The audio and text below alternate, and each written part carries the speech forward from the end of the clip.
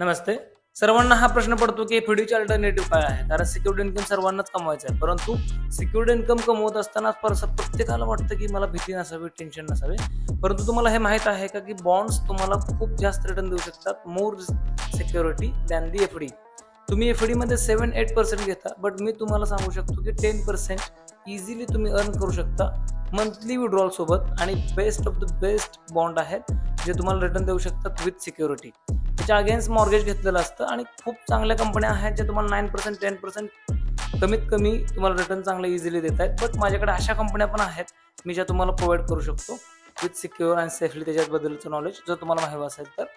ज्या कंपन्या देतील तुम्हाला 11% टू 12% पर्यंत सुद्धा fix return with security bond through. So तुम्ही जर समजा कधी सिक्युअर इन्कम बघत असाल तर तुम्ही 100% बघायला पाहिजे बॉन्डमध्ये.